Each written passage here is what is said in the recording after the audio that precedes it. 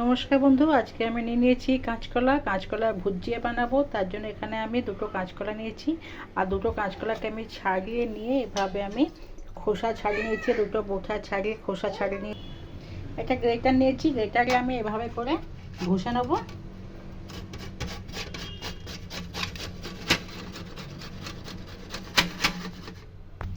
এভাবে আমি গ্রেট করে নিয়েছি। এরপর এখানে আমি মশলাতে নিয়েছি টমেটো, আদা কুচানি, কাঁচা লঙ্কা কুচুনো, জিরে গুঁড়ো, হলুদ গুঁড়ো, নুন আর কারি পাউডার। এবার আমি কড়াইতে সর্ষের তেল দিয়ে দিয়েছি। তেলের মধ্যে দিয়ে দিলাম জিরে আর সর্ষে দিয়ে দিলাম। আমি লোহার কড়াইতে করছি, ওই জন্য কড়াইটা একটু কালো আছে।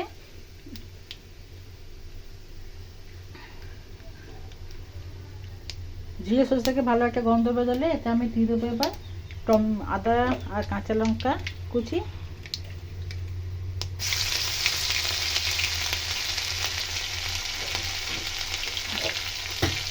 আদা থেকে কাঁচা গন্ধ চলে গেলে এরপর এতে আমি দিয়ে দেবো টমেটো কুচি।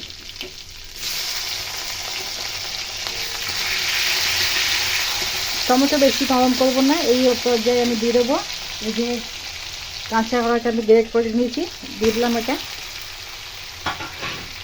ভালো করে এবার তেলের সঙ্গে মিশিয়ে নেবো। তোমরা চাইলে তেলের মধ্যে পেঁয়াজ দিতে পারো, আমি এখানে নিরামিষভাবে করছি তাই জন্য পেঁয়াজ দিচ্ছি না। তোমরা চাইলে এখানে পেঁয়াজের ব্যবহার করতে পারো। ভালো করে এটা নাড়বো এবার।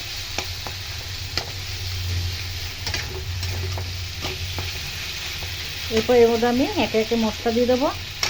এখানে জিরে গুঁড়ো, স্বাদ অনুযায়ী নুন, হলুদ আর এই যে কারি পাউডার, আর একটু দিয়ে দেবো কাশ্মীরি লঙ্কার গুঁড়ো, রঙটা এত ভালো আসে। এরপর ভালো মতন ভাজা ভাজা করবো।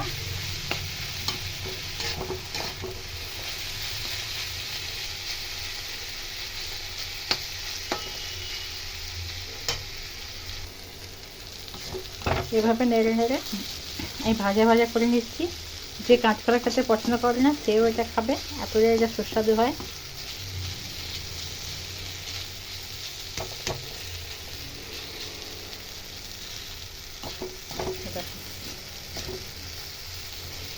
তো নেড়ে নেড়ে আমি এটা ভাজা ভাজা করে নিলাম। গরম ভাতের সাথে খেতে এটা দুর্দান্ত লাগে। তোমরা অবশ্যই এভাবে ঘরে এবার বানিয়ে খেও। যারা পেঁয়াজ দিয়ে খাবে সে তেলের মধ্যে পেঁয়াজ ভেজে তারপরে কাঁচা কলা দিতে পারো।